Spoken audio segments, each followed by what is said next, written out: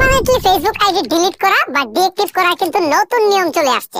So নতুন নিয়মে কিভাবে আপনি আপনার ফেসবুক আইডিটাকে একদমই পার্মানেন্টলি ডিলিট করতে পারেন বা ডিএক্টিভ করে রাখতে পারেন, এই প্রসেসটাই দেখাবো। পাশাপাশি আপনাদেরকে বলবো যে ডিলিট করলে কি কি সুবিধা রয়েছে বা অসুবিধা রয়েছে, বা ডিএক্টিভ করলে কি কি সুবিধা রয়েছে বা অসুবিধা রয়েছে। চলুন তাহলে মূল ভিডিও শুরু করি। প্রথমে আপনি যে কাজটা করবেন, আপনার ফেসবুকের অ্যাপে চলে যাবেন। অ্যাপে আসার পর আপনি ডান পাশে দেখতে পাবেন 3 ডটস রয়েছে অথবা আপনার প্রোফাইলে পিকচার রয়েছে।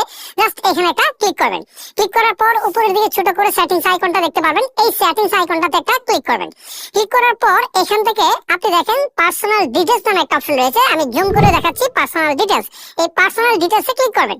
ক্লিক করার পর নিচের দিকে আবারও আপনি দেখতে পারবেন পার্সোনাল ডিটেইলস। ওকে, আবারও সেম অপশনটা দেখতে পারবেন। এই পার্সোনাল ডিটেইলসে ক্লিক করবেন। ক্লিক করার পর এখন এখান থেকে দেখেন একটা অপশন দেখাচ্ছে 4 নম্বরে, সেটা হচ্ছে active ownership and control.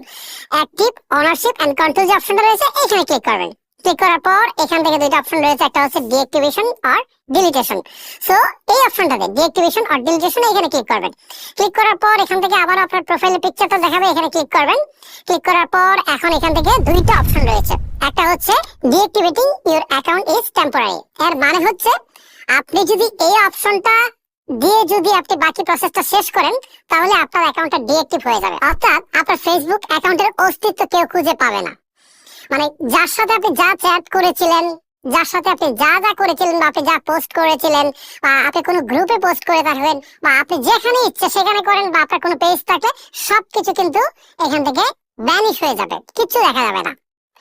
But পরবর্তীতে আপনি যদি আবারও নতুন করে আপনার ইউজার আইডি এবং পাসওয়ার্ড দিয়ে লগ ইন করেন তাহলে কিন্তু আপনি ঢুকতে পারবেন। ফ্যাক্ট হচ্ছে এটা হচ্ছে ডিঅ্যাক্টিভেটিং, ঠিক আছে। আরেকটা হচ্ছে ডিলিট অ্যাকাউন্ট। এইটা যদি করেন তাহলে পার্মানেন্টলি আপনার আইডি ডিলিট হয়ে যাবে। হ্যাঁ, তবে এইখানেও কিন্তু একটা শর্ত আছে। আচ্ছা, আমি আপনাদেরকে পার্মানেন্ট ডিলিট করে দেখাচ্ছি। পার্মানেন্ট ডিলিটটাকে সিলেক্ট করছি, তারপরে হচ্ছে কন্টিনিউ অপশনে ক্লিক করছি। ক্লিক করার পরে এখান থেকে একটা রিজন বলতে হবে যে আপনি কি কারণে ফেসবুকটাকে ডিলিট করতে যাচ্ছেন। আমি ধরেন প্রথম কারণটাই দিয়ে দিলাম, ঠিক আছে, দিয়ে আমি কন্টিনিউ করে দিলাম। দেওয়ার পর এখান থেকে আবারও কন্টিনিউ করতে বলছে, সো আমি আবারও কন্টিনিউ করে দিলাম। কন্টিনিউ করে দেওয়ার পর এখান থেকে এই যে দেখেন ডিঅ্যাক্টিভ অ্যাকাউন্ট। ওকে, তারপর এখান থেকে পার্মানেন্টলি ডিলিট করার আগে কিছু ইনস্ট্রাকশন তারা আপনাকে দিয়েছে যে আসলে কি আপনি ডিলিট করবেন কিনা, বা আপনার যে পোস্টগুলো রয়েছে সেগুলোকে আপনি ডাউনলোড করবেন কিনা। সো এইরকম কিছু অপশন কিন্তু এখান থেকে দিচ্ছে। ওকে, আপনি যদি মনে করেন যে না আমি কোনো কিছু ডাউনলোড করবো না, আর যদি মনে করেন ডাউনলোড করবেন তাহলে ডাউনলোডে ক্লিক দিয়ে আপনি প্রসেসগুলো ফলো করতে পারেন।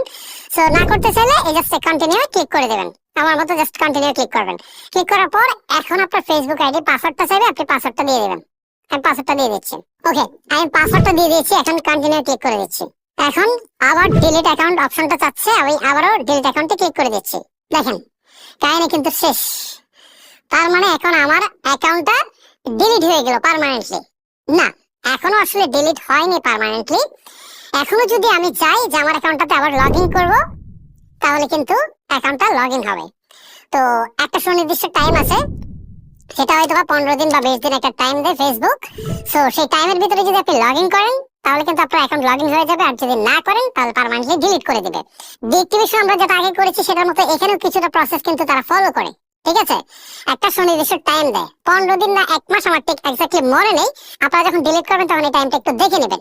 ওকে, সো এই সময়ের ভিতরে আবার যদি লগ ইন করেন তাহলে আপনার আইডি ফিরিয়ে দিবে, আর না করলে সুনির্দিষ্ট টাইমের পরে কিন্তু একদম পার্মানেন্টলি আপনার আইডিটাকে তারা ডিলিট করে দিবে, অর্থাৎ পরে আর আপনি কোনোভাবে এটাতে লগ ইন করতে পারবেন না। গাইস, এই হচ্ছে মূলত আমার আজকের ভিডিও। যদি আপনার কাছে ভিডিওটি ভালো লেগে থাকে তাহলে অবশ্যই একটি লাইক করতে ভুলবেন না। আজকের মতো আমি বিদায় নিচ্ছি। আল্লাহ হাফেজ।